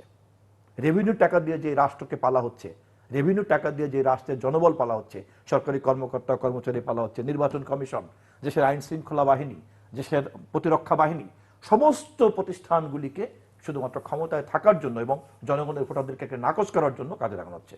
এভাবেই কোভিড ম্যানেজমেন্টের ব্যর্থতা, দুর্নীতির ব্যর্থতা এবং জনগণের ভোটাধিকারকে নাকচ করে ক্ষমতায় থাকার যে একটা স্বৈরতান্ত্রিক মানসিকতা, এই সবগুলি কিন্তু এক সূত্রে গাঁথা। ফলে আওয়ামী লীগ বলেন, বিএনপি বলেন, রাজনৈতিক দল হিসেবে যে যেখানেই থাকি না কেন আমরা, যারা এই জনগণের কথা চিন্তা করি, তাদের উচিত এখান থেকে বেরিয়ে আসার জন্য একটা জাতীয় ঐক্যমত তৈরি করতে হবে, এবং জনগণ হচ্ছে রাষ্ট্রের মালিক, সেই জনগণকে এখানে অধিকার দিতে হবে, সুযোগ দিতে হবে। কিন্তু বিএনপি বলতে যে জাতীয় ঐকমত্যের কথা বা সবাইকে নিয়ে সরকার যেন সিদ্ধান্ত নেয়, সেটা কোন প্রক্রিয়া করবে বলে আপনি মনে করেন? বা সরকার যদি আজকে বিএনপিকে কোনো আলোচনার জন্য ডাকে, বিএনপি যে যাবে সেখানে, তারও তো কোনো গ্যারান্টি নেই। দেখেন, রাষ্ট্র ক্ষমতার যিনি বসে থাকেন, ড্রাইভিং সিটে যিনি বসে থাকেন, গাড়ির চাবিটা যার হাতে থাকে, যে কোনো উদ্যোগ কিন্তু তার হাতেই থাকে। হ্যাঁ, তবে এটা ঠিক, যদি উদ্যোগ কোথা থেকে নেওয়া উচিত এটা যদি জানতে চাওয়ার মতো উদারতা থাকে, তাহলে যে কোনো সময় বিএনপি এরকম প্রস্তাব করতে পারে, একাধিক প্রস্তাব দেওয়া যায়, এবং এর জন্য বিএনপির খুব গুরুত্বপূর্ণ বড় বড় নেতা লাগবে না। আমাদের মতো ক্ষুদ্র নেতারাও যদি সরকার পরামর্শ নিতে চায় এ বিষয়ে, পরামর্শ দেওয়ার জন্য খুব বেশি সময় লাগবে না। কিন্তু প্রশ্ন হচ্ছে যে এই আন্তরিকতা, এই উদ্যোগ এবং এখান থেকে বেরিয়ে আসার জন্য জাতীয় ঐক্যমত তৈরি করার এই আকাঙ্ক্ষাটা আছে কিনা।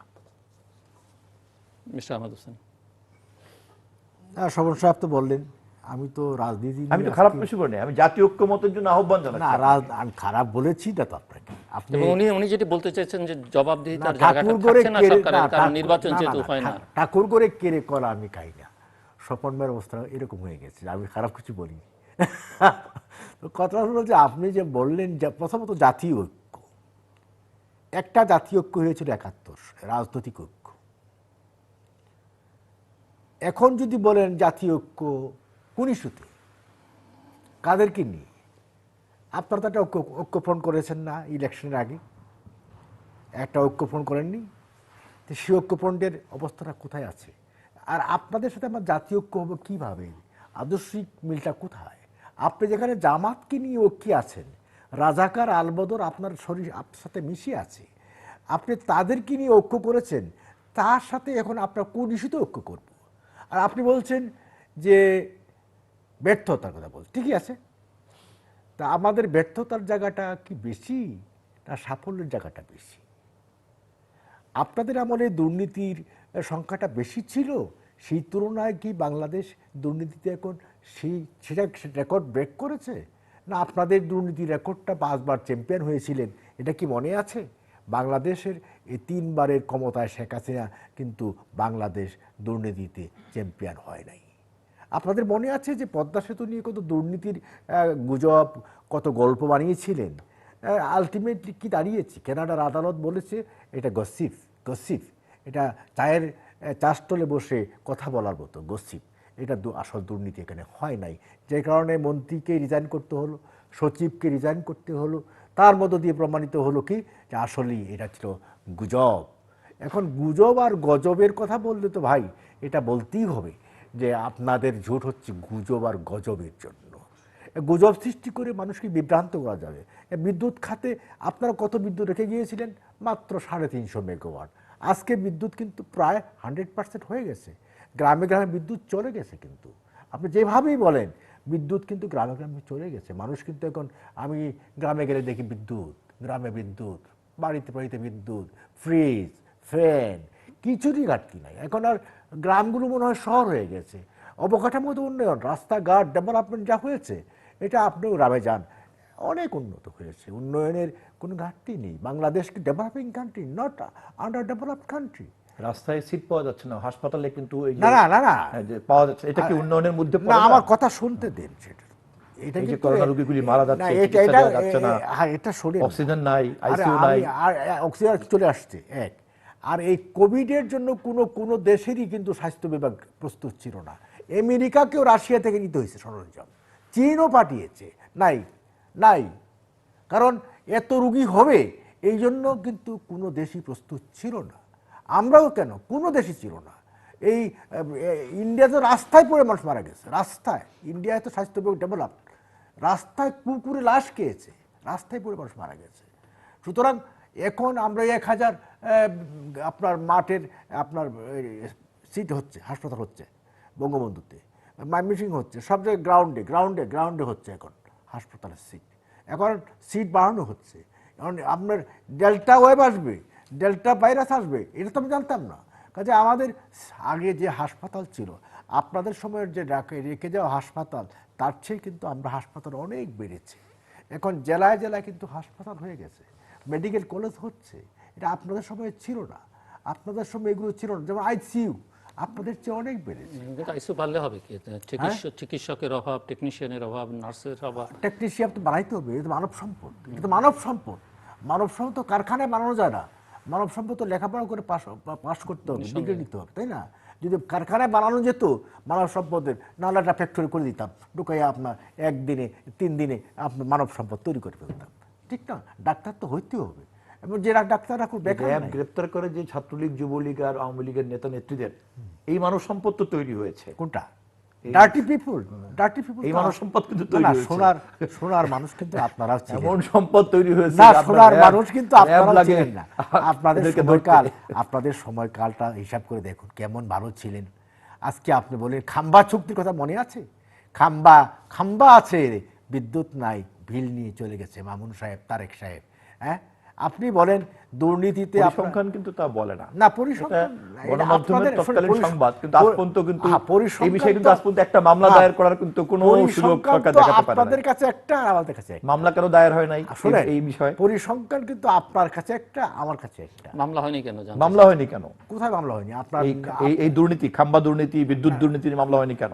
আপনার নেত্রী মামলা বিদ্যুৎ মন্ত্রণালয়, আমি আলোচনাটা একটা জায়গাতে রাখি। মনে করেন বিদ্যুৎ মামলা মন্ত্রণালয় হচ্ছে, সম্পর্কে এত সংবাদ না, তৈরি হলো। মামুনের ব্যাপারে মামলা আছে কিন্তু। না না না না না, বিদ্যুৎ মন্ত্রণালয়ে কোনো মামলা হয়নি, কোনো মামলা হয়নি, চলমান কোনো মামলা হয়নি। আছে, মামলা, দুর্নীতির মামলা আছে তো। বিদ্যুৎ প্রতিমন্ত্রী আচ্ছা, ইকবাল হাসান মাহমুদ টুকুর হিসাবের বিষয়ে অভিযোগ করা হয়েছে তার ব্যক্তিগত ফাইলে, কিন্তু বিদ্যুৎ মন্ত্রণালয়ের কোনো অভিযোগ নেই। অথচ ধারণা দেওয়া হলো যে বিদ্যুৎ মন্ত্রণালয় হাজার হাজার কোটি টাকা। আচ্ছা ঠিক আছে, তাহলে বাংলাদেশটা তো 5 বার দুর্নীতিতে চ্যাম্পিয়ন হয়েছে, এটা তো মানে আপনাদের আমলে দুর্নীতি হয়েছে বলেই তো আজ তারেক জিয়া কনভিক্টেড এবং আপনার নেত্রী কনভিক্টেড। এটা তো মানবেন, এটা তো আমি করি না। দুর্নীতিতে প্রথম চ্যাম্পিয়ন হয়েছে না, এটা যখন বাংলাদেশে, আপনি নিশ্চয়ই আপনার জানা আছে, এটা বলার জন্য আমার জানা নেই। 2001-এ যখন বিএনপি ক্ষমতায় আসে, এগুলো কাউন্টার করার জন্য বক্তব্য না। যখনই আওয়ামী লীগের উত্তরাধিকার হিসাবে 2001-এ বিএনপি ক্ষমতা আসলো, এখন শুনেন, এসেই প্রথমে সার্টিফিকেট পেল দুর্নীতির।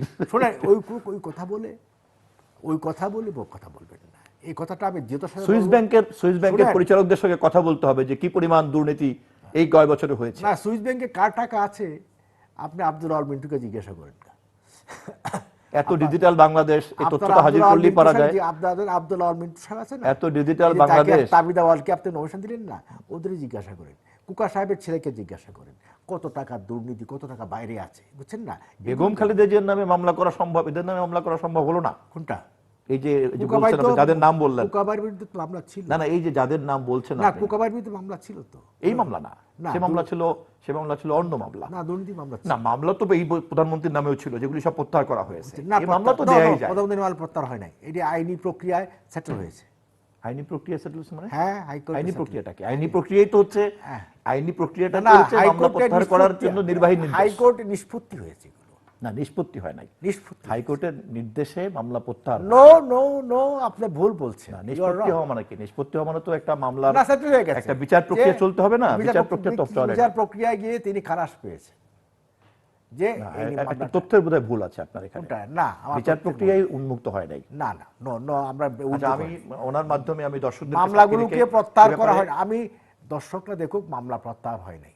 আমি শুধুমাত্র তথ্য দিচ্ছি যে একটা হলো না, বিচার আপনার প্রক্রিয়ার মধ্য তথ্যটা- দিয়ে, বিচার আপনার প্রক্রিয়ার মধ্য তথ্যটা- দিয়ে। না না, আপনার তথ্যটা যে একেবারে কোরআন শরীফের মতো সত্য হবে, এটা আমি মানবো কিভাবে? না, তথ্য তো আর আমরা উৎপাদন করি না, তথ্য তো না, আমরা তথ্য গণমাধ্যম আপনার থেকে নেই। বানান। বিএনপি হচ্ছে বিভ্রান্তি করার যে তত্ত্ব, এটা বানানো মানে তো factory। দর্শকরাও তো পাঠ না না, করছে না। আপনি শুনে কয়টা মামলা ছিল, কয়টা মামলা প্রত্যাহার হয়েছে, কয়টা মামলা আপনি ক্যাম্পাসে নিষ্পত্তি ছিলেন, হয়েছে, আমিও তাই না? ক্যাম্পাসে। বিএনপি হচ্ছে আপনার মানুষকে কনফিউজ করার জন্য যে বিভ্রান্তিমূলক তথ্য দিতে হবে, এইটার জন্য একটা ভালো কারখানা। এটা ওই কারখানায় আপনার গুজব সৃষ্টির ভালো কারখানা হলো। আমরা উনি আরেকটি প্রসঙ্গ তুলেছেন যে সরকারকে কোনো জবাবদিহিতা দিতে হয় না, কারণ সরকার নির্বাচিত সরকার না। না, এটা তো ওরা বারবারই বলছে। দুটো নির্বাচন করা না, হয়েছে। এটা তো ওনাদের সারা জীবনের গীত গাইতেছে। মধ্যরাতে- গীত বুঝেন? মধ্যরাতে গীত বুঝেন? নির্বাচনের গীত বিষয়ে বলেন বুঝেন? একটু। গীত শব্দটা কিন্তু, সঙ্গীত। হ্যাঁ, গীত শব্দটা এখন প্রচলিত না। গীত শব্দটা, এই গীত তারা সারা বছর গিয়ে যাচ্ছেন। তারা বলছেন 2014 সালের নির্বাচন, এটা ভোটারবিহীন নির্বাচন, আমাদের হাতে কি বিকল্প ছিল? সংবিধান ছাড়া আমাদের হাতে কি বিকল্প ছিল? আমাদের একমাত্র পথ হচ্ছে সংবিধানকে আপহোল্ড করা। আমরা প্রধানমন্ত্রী শেখ হাসিনা, আপনার বেগম জিয়াকে আহ্বান জানিয়েছেন, যান নাই, দাঁড়িয়ে কি করলেন? পেট্রোল বোমার রাজনীতি শুরু করলেন, ধ্বংসাত্মক কার্যসূচি শুরু করলেন, আপনার এই পেট্রোল বোমা দিয়ে সন্ত্রাস সৃষ্টি করলেন। করে কি লাভ হলো? আমাদের ইলেকশন তো হয়েছে। আবার 2018 সালে কিন্তু যে গণভবনে যান নাই, সেই গণভবনে বিএনপি গিয়েছেন, ডক্টর কামাল হোসেন সহ 2 বার গিয়ে আলোচনা করে, চা বিস্কুট খেয়ে তারা কিন্তু ইনক্লুসিভ নির্বাচনে অংশগ্রহণ করলেন। করে সকালবেলায় বগুড়া থেকে মির্জা ফখরুল সাহেব বললেন ইলেকশন ভালো হচ্ছে। সন্ধ্যার সময় যখন হেরে গেলেন, তখন আবার উল্টো কথা বলতে শুরু করলেন। বিএনপি তো ডাবল স্ট্যান্ডার্ড, সকালে যে কথা বলে দুপুরে উল্টা বলে, বিকালে আরেক কথা বলে। আবার নির্বাচনে হেরে গিয়ে বলল আমরা শপথ নিলাম আমরা সংসদে যাব না, স্ট্যান্ডিং কমিটি বসে করলো, শপথ নিলাম। পরে যখন দেখা গেল 6 জন এমপি শপথ নেওয়া, আগামীতে কি ভালো নির্বাচন হবে না? যেরকম না না, আমি এই কথা সব 6 জন এমপি না 7 জন এমপি, হারুন সাহেব সহ তারা শপথ নেওয়ার জন্য ছুটে যাচ্ছে, তখন আর বলার তো বলতে তো হবে। তো আর বললো যে অফিসিয়ালি আমরা শপথ নিতেই যাচ্ছি, বাট মির্জা ফখরুল সাহেব শপথ নিলেন না। এটা কোন ধরনের রাজনীতি? এটা কোন ডেমোক্রেসি? পার্টির জেনারেল সেক্রেটারি ইলেক্টেড এমপি, তিনি শপথ না নিয়ে বাকিরা শপথ নিল। তাহলে মির্জা ফখরুল সাহেব গেলেন না, লন্ডন থেকে বার্তা আসলো যে আপনি যাবেন না। মানে মির্জা ফখরুল সাহেব যদি সংসদে যান, তাহলে অন্যান্য নেতাদের মধ্যে একটু পরিস্থিতিগততা আছে, শুধু নেতা হয়ে যাবে। ওই পরিস্থিতিগততার জন্যই, এই হিংসা বিদ্বেষের জন্যই তাকে কিন্তু শপথ দিতে মানা করা হইল লন্ডন থেকে, আর কিছু কারণ নেই। এটা কি রাজনীতি? এটা অপরাজনীতি। এই বিএনপি এই অপরাজনীতির কবল থেকে কবে মুক্ত হবে? করোনা মুক্ত হবে বাংলাদেশ, কিন্তু বিএনপি এই অপরাজনীতির কবল থেকে কবে মুক্ত হবে আল্লাহ ছাড়া আর কেউ জানে না। আর এই অপরাজনীতির কারণে বিএনপি দশা কি হয়ে গেছে আজকে? মন্ত্রী হবেন কবে? এত চমৎকার বলছেন, তারপরে তো মন্ত্রী হচ্ছেন না। আওয়ামী লীগের রাজনৈতিক নেতাদেরকে বাদ দিয়ে কোথা থেকে লোকজন ধরে নিয়ে আমাকে আসছে। চেনেন না, আমার কত প্রিয় সহকর্মীরা, কেউ গুরুত্ব নাই আওয়ামী লীগে। এই স্বপন ভাই, আপনি আমাকে চেনেন না। চিনি বলেই তো অবাক হয়ে যাচ্ছি, আপনার মতো এত গুরুত্বপূর্ণ রাজনৈতিক নেতার কোনো মূল্য নাই। জন্ম নিয়েছি, আজকেও পত্রিকায় যেই নেত্রীর ছবি দেখলাম, তার যে গুরুত্ব, 10 ভাগের 1 ভাগ গুরুত্ব আপনার নাই এই দলে। কেউ পার্টি করবে, কেউ মন্ত্রী হবে। আমাদের পার্টির সেমিও করা, কেউ মন্ত্রিসভা যাবে, কেউ পার্টি করবে, আর কেউ পাপলুর মতো ব্যবসা করবে। না, পাপলু তো আমার পার্টির লোক না, পাপলু তো কুয়েতি মাল। কিন্তু নৌকা মার্কার এমপি হিসাবে কিন্তু প্রতিষ্ঠিত। নৌকা মার্কা না, নৌকা মার্কা না, নৌকা বরঞ্চ সেখানে সব পার্টি, আপনার পার্টি সহ কেনা হয়ে গেছে। আপনার পার্টি সহ কেনা হয়ে গেছে। কিন্তু সে তো নৌকা মার্কা নিয়েই তো নির্বাচন নো করছে, বাপুল। নো, কে বলছে? আর ওই সিটটা দেওয়া হয়েছিল জাতীয় পার্টি, মানে নৌকা ছিল না আর কি। এখানে আর নৌকা ছিল না। আপাকে মানে ও, আওয়ামী জাতীয় লীগ- পার্টি আওয়ামী লীগ জেতার ছিল। জন্য নৌকাকে অনুপস্থিত না রাখা না, হয়েছিল। জাতীয় পার্টি ভাগ বাটোয়ারা হয়ে গেছে না, তো জাতীয় পার্টিকে দেওয়া হয়েছে। কিন্তু পাপলু করেছে কি, জাপাও কিনে ফেলেছে, বিএনপিও কিনে ফেলেছে। বিএনপি কে কিনেছে ঢাকায়, আওয়ামী লীগ কেনে নেই। না আওয়ামী লীগ তো এটা করে নাই। আচ্ছা, ওই মানে নির্বাচন মানে আওয়ামী আর লীগকে না না, বন্ধ করেছে, বিএনপি কে কিনেছে নিষ্ক্রিয় করে ঢাকায়, দিয়েছে। বিএনপি কিনছে ঢাকায়, পেমেন্ট করে কিনেছে যে আপনি এখানে নমিনেশন দেবেন না, আর জাফারে কিনছে মাঠে, বুঝছেন? শুধু এটা শুধু না, সংরক্ষিত আসন এমপি যে মহিলা, ওইটাও সে কিনে ফেলেছে সব পার্টি। তার ওয়াইফ। হ্যাঁ, কাজে কেনা বেচার রাজনীতি বলে সংরক্ষিত আসনের এমপিটা কে দেয়? এটা মানে সে জাতীয় পার্টির থেকেই ওটা আদায় করেছে কোনটা পাপুল। হ্যাঁ হ্যাঁ, সাপোর্টটা কার কাছে চাই বলতে পারবো না। জাতীয় পার্টি বোধহয় স্বতন্ত্র ইন্ডিপেন্ডেন্ট হতে পারে, না, ইন্ডিপেন্ডেন্ট না ইন্ডিপেন্ডেন্ট হবে হ্যাঁ? কিভাবে? ইন্ডিপেন্ডেন্ট রেশিও কাজে এই যে বলে ওই রেশিওটা তো মহাজোটের থেকে তো পেয়েছে, কাজে মানে সরকারি দলের সুতরাং অংশীদার হিসেবে। পাপলুটা এখন আছে এতে, কুয়েতে আছে, সে কারাগারে আছে। কাজে পাপলুর পলিটিক্স তো আমরা করি। জি, আমি তো- আমরা একটু আলোচনাটা শেষ করে নিই। মিস্টার জহিরুদ্দিন স্বপন, আমি আসছি আপনার কাছে। না আমার মনে হয় আপনার বোধহয় সর্বশেষ মন্তব্য আপনি চাচ্ছেন আমাদের জি, আজকের সেশনে। মোটামুটি 7-8 মিনিট না, আমি আছে আর আমার কথা হাতে। বাড়তে চাই না, ভালো লাগলো অনেকদিন পরে আহমেদ ভাইকে পেলাম, কথা বললাম, সরকারের সমালোচনা করার একটা সুযোগ পেলাম। যেহেতু দেশে নির্বাচন হয় না, জনগণ ভোট দিতে পারে না, আমি একজন ক্যান্ডিডেট ছিলাম, আমারও অভিজ্ঞতা আছে। একবারে যেমন পার্লামেন্টে জিতেছি, আবার ভোটের মাঠে নামতেই পারি না, মাসে প্রায় 1 মাস যাবৎ ঘরের মধ্যে আটকে রাখা হয়েছে। এই সব অভিজ্ঞতার পরে আমার বক্তব্য হলো, শেষ বক্তব্যটা হলো এই, যে আওয়ামী লীগ বিএনপি অথবা অমুক দল তমুক দলের এইসব তর্ক বিতর্ক প্রতিযোগিতা এগুলি করে করে কেবলমাত্র মনে করেন যে মানুষের কাছে এক ধরনের দলবাজ নেতাকর্মী হিসাবে আপনি আমি হয়তো চিহ্নিত হতে পারি, কিন্তু দেশটাকে যদি বাঁচাতে হয় তাহলে দেশের মালিক জনগণ, এবং সেই জনগণ নির্ধারণ করবে এই দেশের ক্ষমতা কার হাতে থাকবে কার হাতে থাকবে না, এবং তার জন্য একটি অবাধ নির্বাচনই হচ্ছে একমাত্র সমাধান। ফলে আপনি ভালো না আমি ভালো এ ব্যাপারে পরস্পরকে অভিযোগ করা বন্ধ করে দিয়ে আসেন একটা অবাধ নির্বাচন করি। বুকে যদি সাহস থাকে, এই সরকার এই দলের যদি কোনো বুকে সৎ সাহস থাকে, আসেন আগামী নির্বাচন অবাধ নির্বাচন করেন, একটা শক্তিশালী একটা স্বাধীন নির্বাচন কমিশন করেন, এবং একটি অবাধ নির্বাচন করার জন্য যে ধরনের নির্বাচনকালীন সরকার দরকার সেই সরকার করেন। চালাকি কৌশল সরকার, রাষ্ট্র, প্রতিরক্ষা বাহিনী, টাকা পয়সা, লোক লস্কর, রাতের বেলার এই কাণ্ড কারখানা এগুলি বন্ধ করেন, যে আসেন একটা নতুন বাংলাদেশের জন্য আমরা ঝাঁপিয়ে পড়ি। এবং মানুষের প্রত্যাশা রাজনৈতিক নেতাদের কাছে কিন্তু তাই, আমাদেরকে শুধুমাত্র দল হিসেবে দেখে না, মানুষ গোটা দলকেই একটা রাজনৈতিক প্রক্রিয়া হিসাবে দেখে, এবং সেই রাজনৈতিক প্রক্রিয়ার উপরে যদি একবার অনাস্থা তৈরি হয়ে যায় তাহলে তার খেসারত কিন্তু শুধুমাত্র বিএনপি দিবে না। ধন্যবাদ। শাহবাজ হোসেন, আমরা তো ধরেন বঙ্গবন্ধু হত্যার পরে আগস্ট মাস কাটতে শুরু করছি, খেসারত দিতেই আমরা এই পর্যন্ত এসেছি। দীর্ঘ 21 বছর সামরিক শাসক জিয়াউর রহমান, সামরিক শাসক এরশাদ, তাদেরকে মোকাবেলা করে করে আমাদের অনেক কর্মী জীবন দিয়েছে, অনেক কর্মী।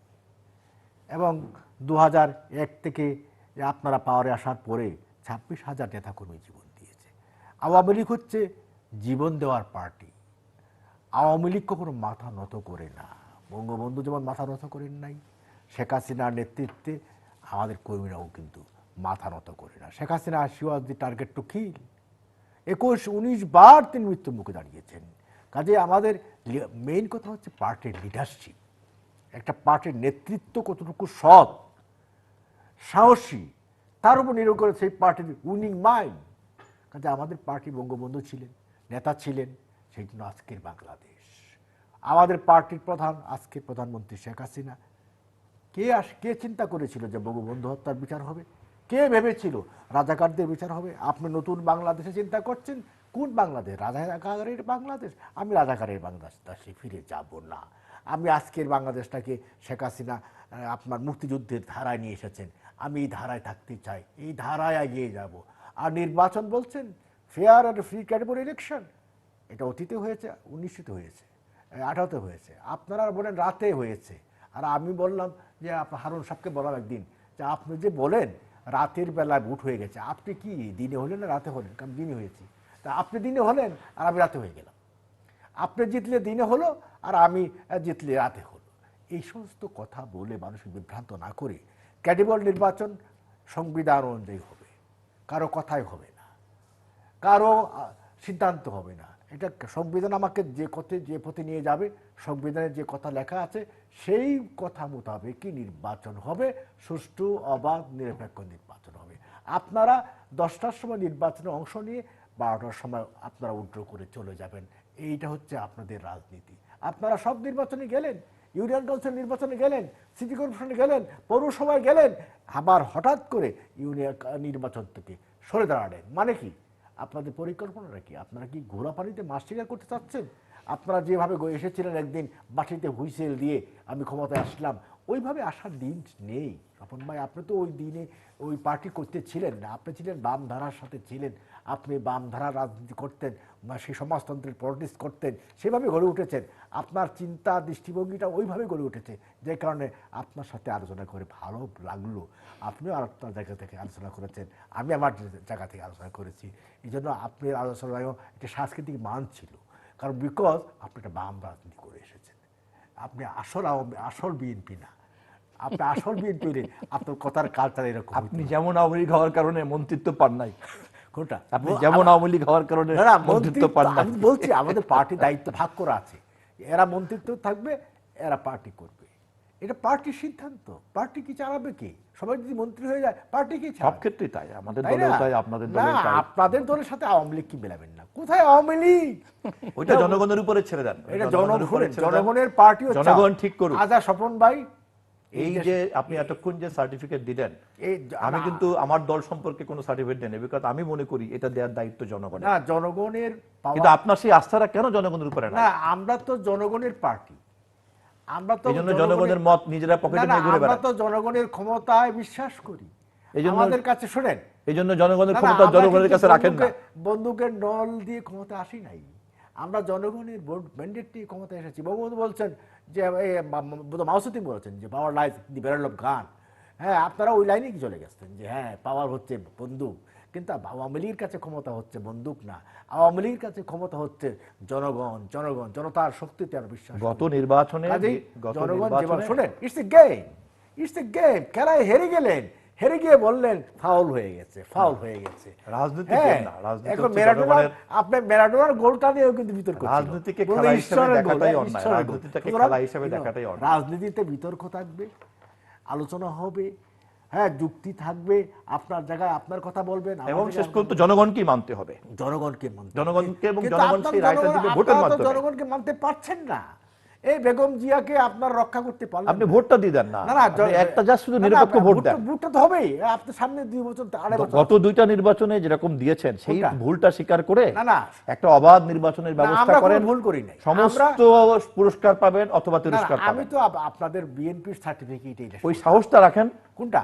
যে জনগণ, আমি তো বিএনপির সার্টিফিকেট নির্বাচন করবো না, আমি নির্বাচন করবো সংবিধান সম্মতভাবে। আপনারা চাচ্ছেন আপনাদের সার্টিফিকেট আবার ফিরে আসো তোমরা। ওই সংবিধানে কি লেখা আছে নাকি জনগণের ভোট থাকবে না? না, লেখা আছে থাকবে না। ফখরুদ্দিন মঈনুদ্দিন মার্কা ইলেকশন, ওই যে ইলেকশনটা আপনারা তৈরি করে দিয়েছেন, মনে আছে? ফখরুদ্দিন মঈনুদ্দিনের ইলেকশন তো 2008 এর ইলেকশন। কোনটা? না, এটা হয়েছে যে নির্বাচনের মাধ্যমে আপনারা ক্ষমতায় এসেছেন। তো আপনারাই আনলেন, ইয়াজউদ্দিন কে ছিল? আপনাদের লোক ছিল। 111 এর বর্তমান শুনে এগুলো বলতে যাবেন না। বঙ্গবন্ধু হত্যার পরে, 15 আগস্টের হত্যার পরে বেনিফিশিয়ারি কে? জিয়াউর রহমান, বিএনপি কে? আওয়ামী লীগের নেতা খন্দকার মোস্তাক। আপনি তো ল্যাব প্রতিষ্ঠা করেছেন, আপনি জার্মানির ইতিহাস জানেন যে হিটলারের পতনের পরে হিটলারের পার্টি নিষিদ্ধ হয়ে গেছে। 71 মুক্তিযুদ্ধের মধ্য দিয়ে জামাত নিষিদ্ধ হয়ে গেছে। সেই জামাতকে আপনি আবার রিভাইভ করলো কে? Your party leader Ziaur Rahman. সুতরাং এইগুলো দায় কে নিবে? প্রথম আপনারা তত্ত্বাবধায়ক সরকারের দাবিতে জামাতকে সাথে নিয়ে যে আন্দোলনটা করলেন, এই প্রথম জামাত কিন্তু সামনে, জামাতকে সাথে আমরা নেই। দর্শক, আমরা অনুষ্ঠানের জামাতকে শেষ নিয়ে আমরা প্রান্তে বৈশাখ কথা তৃতীয় বলি। মাত্রা সম্পর্কে আপনারা লিখতে পারেন আবার ঢাকায় জামাতের ইমেল, SMS এর যারা মাধ্যমে, প্রায়- ইন্টারনেট, আমাদের অফিসিয়াল ওয়েবসাইট অথবা সোশ্যাল মিডিয়াতে যেসব পেজ রয়েছে সেসব পেজে আপনারা আপনাদের মতামত রাখতে পারেন। আর আপনাদের মতামত আমাদের অনুষ্ঠান তৃতীয় মাত্রা আপনি দেখতে পাবেন প্রতি বৃহস্পতিবার এবং শুক্রবার বাংলাদেশ মারা দুটোয়, সোমবার সকাল 11:30 এবং শুক্রবার দুপুর 1:30টায় দেখবার আমন্ত্রণ দিল। তৃতীয় মাত্রার পর্বটি আপনি সামাজিক যোগাযোগ মাধ্যম ফেসবুক, টুইটার এবং ইউটিউবেও দেখতে পারেন এবং এগুলোর সঙ্গে সম্পৃক্ত থাকতে পারেন। iOS ডিভাইস থাকলে অ্যাপ স্টোর থেকে তৃতীয় মাত্রা অ্যাপটি ডাউনলোড করতে পারেন তৃতীয় মাত্রা দেখবার জন্য, অনুষ্ঠান সম্পর্কিত তথ্য জানবার জন্য। মিস্টার জহিরুদ্দিন স্বপন এবং আহমেদ হোসেন, অসংখ্য ধন্যবাদ এই আলোচনা শোনার জন্য। দর্শক, কথা হচ্ছিল দেশের কোভিড পরিস্থিতি নিয়ে। পরিস্থিতি এখনও যথেষ্ট পরিমাণে উদ্বেগজনক, যদিও সরকার আশা ব্যক্ত করছে যে তারা ম্যানেজ করে ফেলতে পারবে, কিন্তু লক্ষণ বলছে, কারণ যে সিদ্ধান্তই সরকার নিচ্ছে না কেন সেই সিদ্ধান্তে তার পক্ষে অটল থাকা সম্ভব হচ্ছে না। এবং এই পরিস্থিতি চলতে থাকলে এর সঙ্গে আরও নানান সংকট তৈরি হচ্ছে। সেই সংকট চলতে থাকলে বাংলাদেশের জন্য সামনের দিনগুলো ভয়াবহ। সরকারকে তার দায় যেমন নিতে হবে এবং সরকার টিকার ব্যবস্থা করার দায়িত্ব তার, সেই টিকার ব্যবস্থা তাকে করতে হবে। নাগরিক হিসেবে আমাদের যথেষ্ট সচেতনতার অভাব রয়েছে। সব দায় আবার সরকারের উপরে চাপালে হবে না, সেই দায়টাও আমাদেরকে নিতে হবে। আমরা এখনও স্বাস্থ্যবিধি মেনে চলি না, মাস্ক পরি না, পারস্পরিক দূরত্ব বজায় রাখি না। এই কাজগুলো আমাদের করতে হবে। অন্যদিকে একটি সুষ্ঠু ব্যবস্থাপনার জন্য অনিয়ম অন্যায় যেগুলো আছে সেগুলো থেকে নিজেকে পরিত্রাণ করবার জন্য দেশের স্বচ্ছতা, জবাবদিহিতা, আইনের শাসন, গণতন্ত্র এগুলোকে সুপ্রতিষ্ঠিত করতে হবে। এবং আলোচনার মধ্যে একটি ভালো নির্বাচনের কথা এসছে। একদিকে আছে সকলের মত নিয়ে যে নির্বাচন হওয়া উচিত, সেই নির্বাচন সকলের অংশগ্রহণে, অন্যদিকে সংবিধানসম্মত উপায় নির্বাচন।